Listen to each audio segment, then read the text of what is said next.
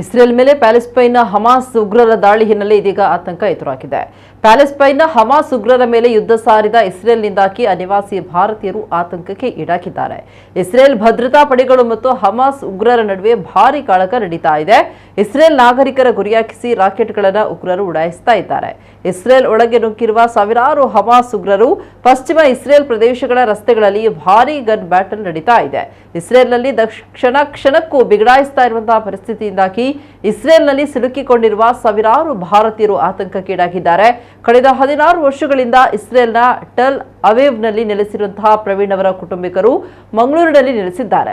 ನಗರ ಹೊರವಲಯದ ದಾಬಸ್ ಕಟ್ಟೆಯಲ್ಲಿರುವ ಪ್ರವೀಣ್ ಕುಟುಂಬ ಆತಂಕಕ್ಕೀಡಾಗಿದ್ದಾರೆ. ಆದರೆ ಸದ್ಯ ಅವರು ಸುರಕ್ಷಿತ ಆಗಿದ್ದಾರೆ. ದೂರವಾಣಿ ಮೂಲಕ ಪ್ರವೀಣ್ ಸುರಕ್ಷತೆಯನ್ನ ಮನೆ ಮಂದಿಗೆ ಖಾತರಿಪಡಿಸಿದ್ದಾರೆ.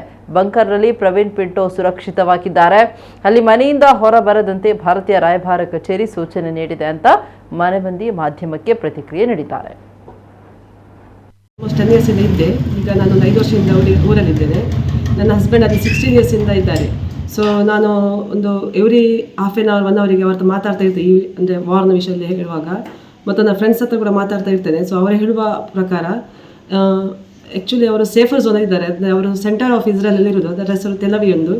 ಮತ್ತು ವಾರ್ ಆಗ್ತಾ ಇರೋದು ಸೌತ್ ಇಸ್ರೇಲಲ್ಲಿ, ಅಂದರೆ ಅಷ್ಕಿಲೋನ್, ಬರ್ಷೇವಾ ಆ ಪ್ಲೇಸಲ್ಲಿ. ಅಲ್ಲಿ ಅವ್ರು ಸ್ವಲ್ಪ ಭಯಂಕರ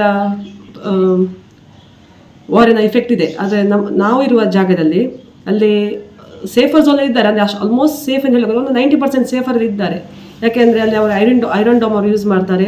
ಸೊ ಇವರು ಗೌರ್ಮೆಂಟ್ ಕೊಟ್ಟ ಇನ್ಸ್ಟ್ರಕ್ಷನ್ಸನ್ನು ಫಾಲೋ ಮಾಡ್ತಾ ಇದ್ದಾರೆ. ಸೊ ಗೌರ್ಮೆಂಟ್ ಹೇಳಿದೆ ಅಂತಂದರೆ ಅನ್ನೆಸೆಸರಿ ಯಾರು ಹೊರಗಡೆ ಹೋಗಬೇಡಿ, ಮತ್ತು ಬಾಂಬ್ ಬರುವಾಗ, ಮಿಸೈಲ್ ಬರುವಾಗ ಅವ್ರ ಸೈರನ್ ಆಗ್ತದೆ. ಸೊ ಸೈರನ್ ಆಗುವಾಗ ನೀವು ಬಾಂಬ್ ಶೆಲ್ಟರಿಗೆ ಹೋಗಿ ರಕ್ಷಣೆ ಪಡೆಯಿರಿ, ಅನ್ನೆಸರಿ ಯಾರು ಹೊರಗಡೆ ಬರಬೇಡಿ ಅಂತ ಹೇಳ್ತಾ ಇರ್ತಾರೆ.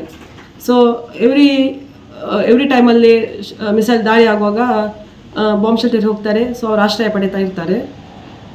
ಮತ್ತು ಇದನ್ನು ಅವರು ಎಲ್ಲರೂ ಫಾರಿನರ್ಸ್, ಈವನ್ ಇಸ್ರೇಲೀಸ್ ಕೂಡ ಫಾಲೋ ಮಾಡ್ತಾ ಇದ್ದಾರೆ. ಅವರ ಹಮಾಸ್ ಜನರು ಅಂದರೆ ಯಾರನ್ನು ಗೊತ್ತಿಲ್ಲ, ಸ್ಟ್ಯಾಬ್ ಮಾಡ್ತಾರೆ. ಸೊ ಅದೆಲ್ಲ ನೋಡುವಾಗ ಸ್ವಲ್ಪ ಹೆದರಿಕೆ ಆಗ್ತದೆ. ಅಂದರೆ ಅವರೆಲ್ಲ ರೂಮಿಗೆಲ್ಲ ಹೋಗಿ ಇಸ್ರೇಲಿಯನ್ನು ಅಂದ್ಕೊಂಡು ಅವರು ಸ್ಟ್ಯಾಬಿಂಗ್ ಈಗ ಸ್ಟಾರ್ಟ್ ಮಾಡಿದ್ದಾರೆ. ಮತ್ತು ನಿನ್ನೆ ನೈಟ್ ನನಗೆ ಗೊತ್ತಿದ್ದ ಇನ್ಫಾರ್ಮೇಷನ್ ಪ್ರಕಾರ ಒಂದು ಅಪಾರ್ಟ್ಮೆಂಟ್ಗೆ ಹೋಗಿ ಇಬ್ಬರು ಇಸ್ರೇಲಿಯನ್ನು ಸ್ಟ್ಯಾಬ್ ಮಾಡಿದ್ದಾರೆ. ಸೊ ಅವರು ಹುಷಾರಿದ್ದಾರೆ, ಡೆತ್ ಆಗಲಿಲ್ಲ ಅವರದು.